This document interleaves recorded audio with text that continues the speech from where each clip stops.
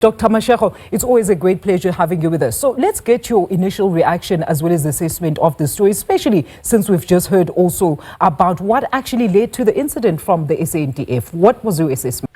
Afternoon, and thank you for having me. I think it really emphasizes how soldiers are also human beings, that soldiers also, removing them from their homes into, whether deployed internally in the country or externally, into situations where there is so much pressure, and also the work that they do, they're exposed to so much trauma, which is not normal, right? And because they have their own personal stresses, if they're not seeking the help for their personal stresses, being in that environment, doing their work can trigger reactions whereby, such as what we're seeing now that has happened. So we need to understand that as soldiers, they're constantly on soldier mode, adrenaline, autopilot, ready to fight, ready for battle. And when they return from any type of deployment, that's why it's important to then help them think like civilians. Because when you think like a soldier, you're always thinking of the worst case scenario, right? You're always thinking of saving, you're always on adrenaline,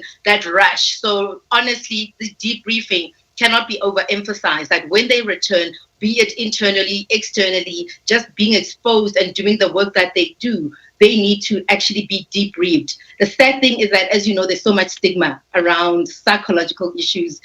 People, there's a notion that people must be strong, people are crazy when they come see us, but really it's important as part of the work for it to be mandatory, the debriefing. Absolutely there, Doctor. I mean, let's talk about PTSD. I mean, we understand here in South Africa, it actually has a higher prevalence as compared to global averages. But is it treated as really a serious mental condition that is actually given this special and necessary attention and treatment, especially, we know it's a huge thing with international troops, right? Where there's even documentaries of how the condition led to many destroying themselves as a result, and how it was then given a special attention in that symptoms are managed instantly. Are you aware of such within our army or even police personnel?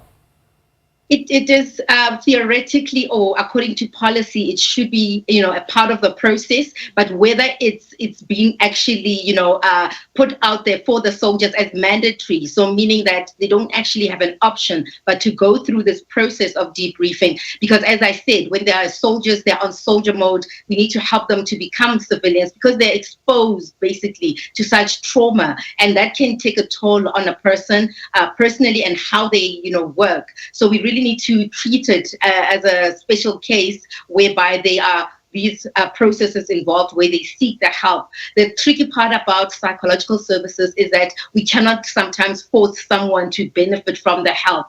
They must actually see the need for the help. And remember, it becomes a little bit complex in that it's not just about what happens when they are deployed, but also their personal lives. So we need to ensure that, they seek the help, not just for the deployment, but if there's a stressor at home, because, we know that they tend to then, have struggles like all human beings. So we really need to, as a country, ensure that there's that balance, that they seek the help. But society also, we need to promote how important the mindset is of us as human beings, and not focus just on the body or the physical condition. So, and with PTSD, it can become complicated. And remember, it can trigger other things in your personal life when you are exposed to trauma or you struggle with PTSD. It can be complicated. So really there's a need, for intense psychotherapy, sometimes medication, and, sometimes people need to be boarded because of its severity. Doctor, I'm sure you heard the Rear Admiral there saying these soldiers actually go through multiple and various evaluations before any deployment. So you and I always emphasize, of course, that lingering stigma that is still associated with mental illness. You just touched on it very briefly now, especially among the Black communities, right? And we always highlight the need for more awareness. If it goes untreated, can also be misdiagnosed and also lead to these grave results.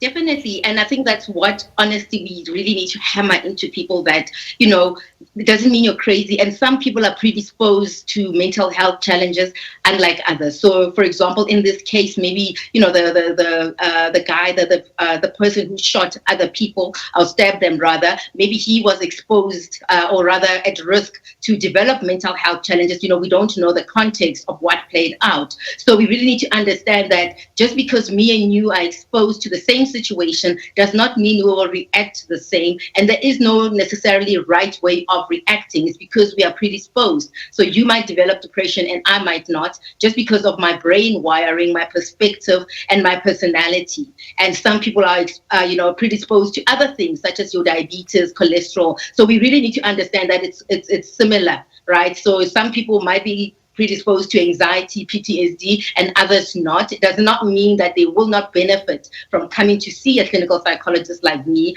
the same way someone will be predisposed to cancer, etc., the physical ailments. So there's still a lot of work that needs to be done, but really we need to understand that if you are working with trauma, there is what we call vicarious trauma or secondary traumatization, where we witnessing such incidences will impact you, whether you acknowledge it or not. So there is that need to really do the work so that you can thrive in spite of, you know, the type of work environment you find yourself in. Absolutely, Doctor. And just not certain workplaces, I suppose for all workplaces, just to ensure the overall mental wellness of your employees. That's quite necessary. Doctor, as always, great input there. That is Dr. Keitumetse Mashego there.